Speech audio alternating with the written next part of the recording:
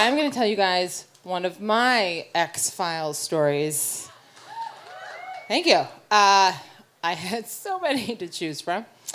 But anyway, so for years, guys who I was really interested in would say to me, wow, you are really cool.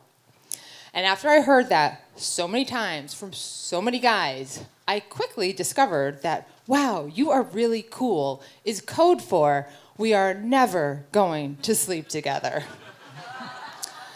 But when I moved to San Francisco, I met this guy, Ted, and he never said that to me. Now, Ted and I met on a bike ride, and he was really rugged. He kind of looked like Henry Rollins, but he had like a lot less rage.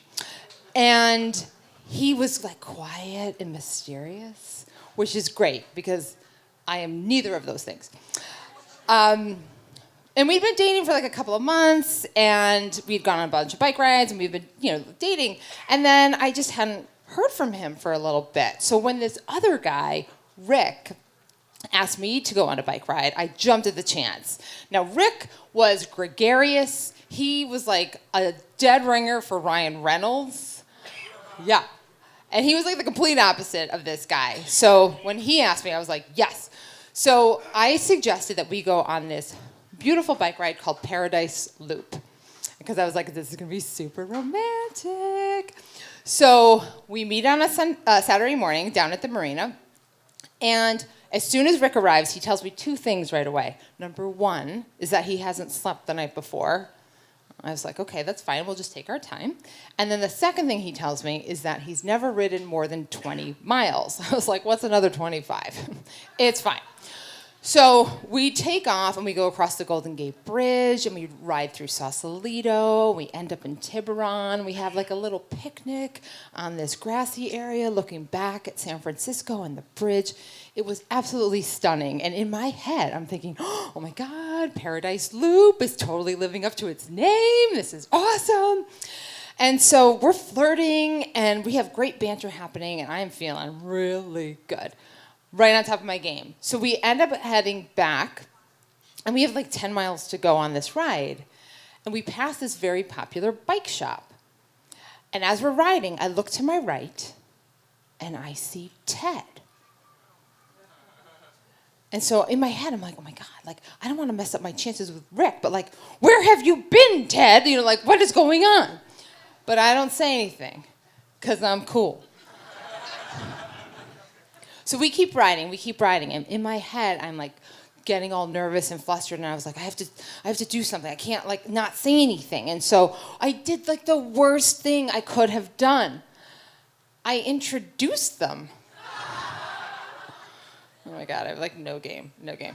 And so then I'm like sort of deflecting, like how I know him and how I know him, and I'm trying to like be like, cool girl. And so all of a sudden they start riding ahead of me, and they're getting farther and farther and farther ahead of me. And I was like, what the hell happened? And I'm trying like so hard to keep up, to no avail. And in my head I'm going, oh my God, like, does Rick know that I have been dating Ted? Does Ted know that I'm on a date with Rick? And then I was like, maybe you're not even part of the equation, Robin, Like, this is San Francisco. Anything's possible. Like, maybe they're making brunch plans. I don't know. So finally, Rick drops back, and he's like, are you doing okay? And I was like, yeah.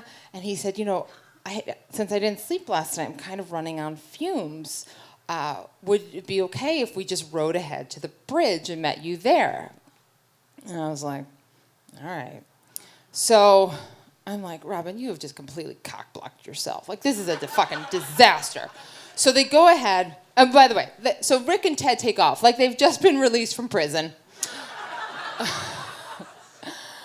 And I'm still, like, eagerly trying to, like, keep up, And then they're, like, completely out of my sight. And then so much time is passing, and I'm thinking, you know what? I have to, like, I know this shortcut, so maybe I can get to the bridge a little bit faster. So I start going down this road, and nobody's around. And after like a half an hour, I realize I'm completely lost. And I don't have GPS, and I don't have a cell phone. Not because I'm not into those things. This was like 15 years ago. So I am just keep riding and riding, and finally I see this truck. And I was like, oh, thank God. So I go riding up to it, and I said to them, is the bridge this way? Is it the bridge this way? And the guy looks at me funny, and because it turns out they don't really speak English very well. And I was like, bridge, like, like bridge. And he's like, yeah. And then he goes, ride. And I was like, score. So I run to the back of the truck. Now, I have not been paying any attention to what they're carrying on this flatbed truck. And then I looked up, and strapped to the back of this flatbed truck were 8 porta potties. And I seriously was like, you gotta be shitting me. And so, but I'm like, I have no choice. So I like hoist my bike up, and I am like gripping the side of the flatbed, and I'm just like bracing myself with my bike. And I'm like, my eyes are just fixated on these porta potties. And we start going up the hill. And it's like, San Francisco hills are no joke. This is like 55, 60-degree hill. And we're crawling up the hill. And I'm looking at these porta potties. And we hit a bump. I know. And like, one of them starts to rock side to side. And all I can think about is the Wicked Witch of the East. And I'm like, you cannot die this way. You cannot die this way. You cannot die this way. And finally, it levels off, thank God.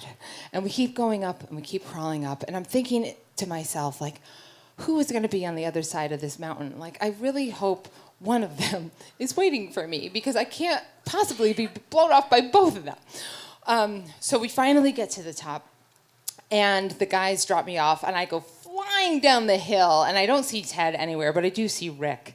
And I am just waving like this coked-up porta potty pageant queen, like, Rick!